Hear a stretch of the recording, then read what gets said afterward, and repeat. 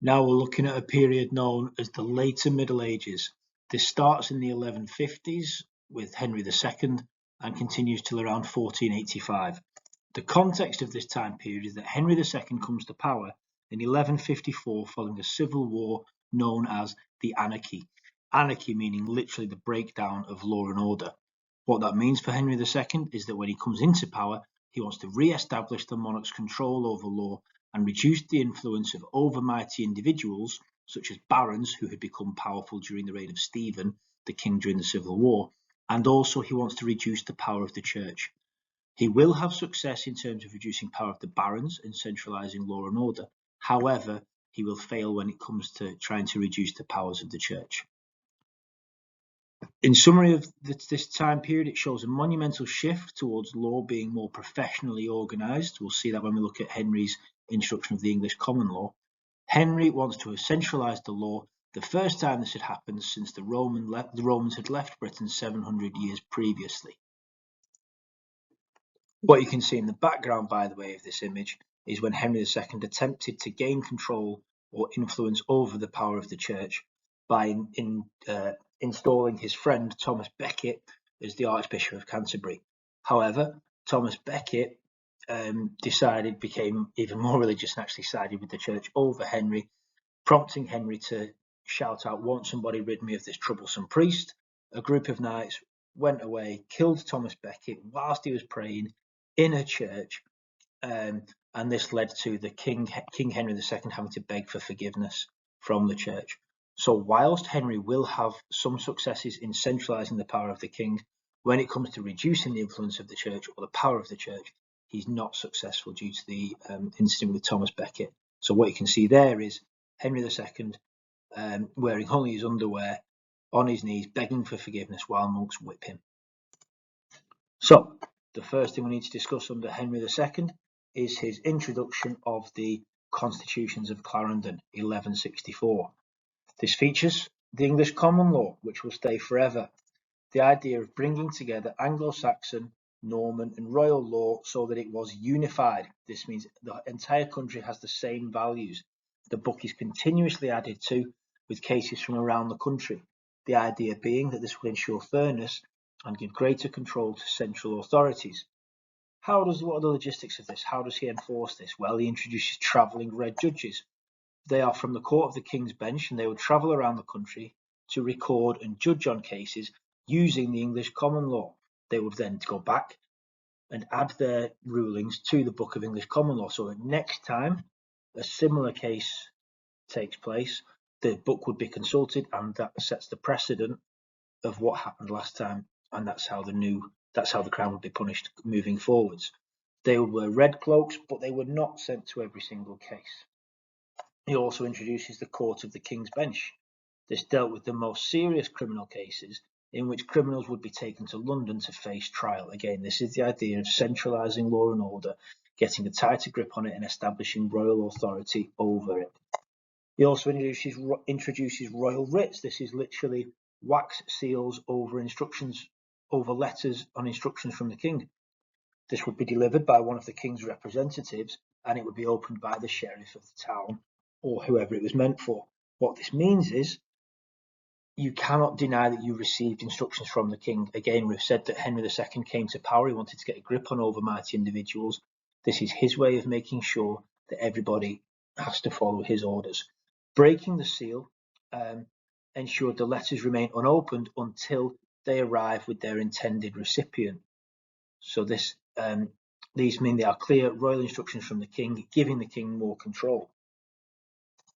He also introduces county jails. What's important, very, very important, is that you recognise these are not used as punishments.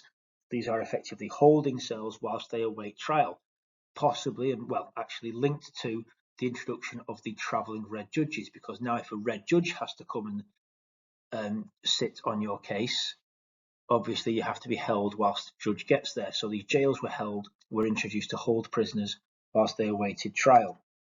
Waiting for red judges to arrive in the area, these jails were basically dungeons or pits, but crucially, they are not yet used as punishments. The final thing to know about Henry II is that he did try, as I've mentioned earlier, he did try to reduce the church courts and challenge the power of the church, but he failed. And this is what we call the Thomas Becket murdering episode, isn't it? Church had been a rival to the monarch's power ever since Lanfranc's reforms during the reign of William I. Henry had tried to reduce the legal privilege of the church by making his friend, Thomas Becket, the Archbishop of Canterbury. However, Becket sided with the church and was then killed, possibly under the orders from Henry II, or rather, the maybe accidental orders of once somebody removed this turbulent priest, the knights took it upon themselves to go and kill him. The king fears excommunication or banishment from the church, so he ended up shirtless on his knees begging the church for forgiveness. This humiliates the king and shows that the church was too powerful, and the church influence over law continued.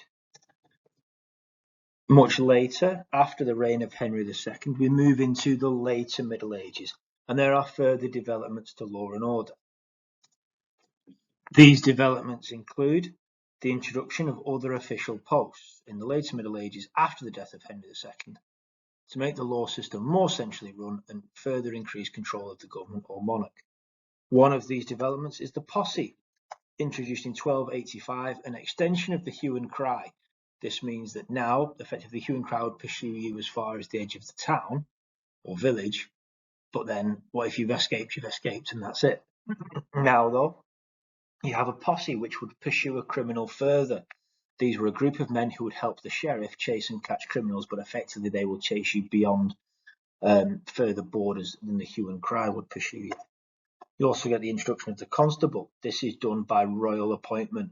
Prominent men from the community had to do unpaid work as the constable. This was to ensure and maintain public order. They were responsible for law and order. However, as the position was voluntary, the effectiveness of this position varied depending on the diligence of the constable. You would get some who were passionate, enthusiastic about doing it. You would get some who didn't care, because the bottom line is they aren't getting paid. You also have the introduction of the coroner.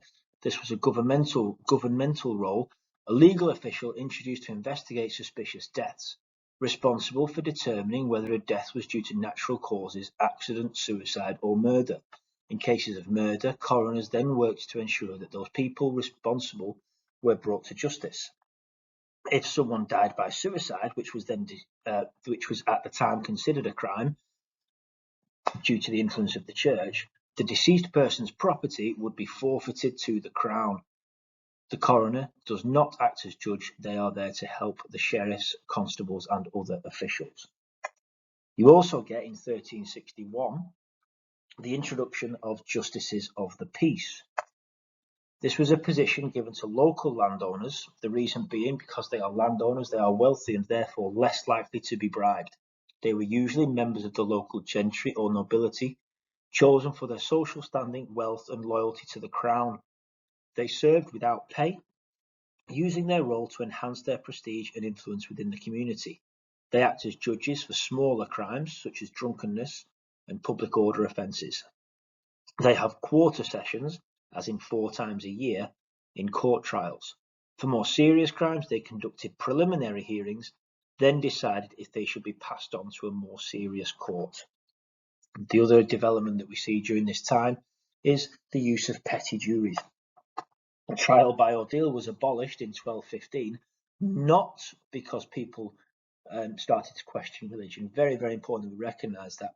The reason why trial by ordeal was ended was because people simply believed that God was too busy to be being bothered to oversee and judge on every single case. What that means is trial by jury became more common in the 14th century.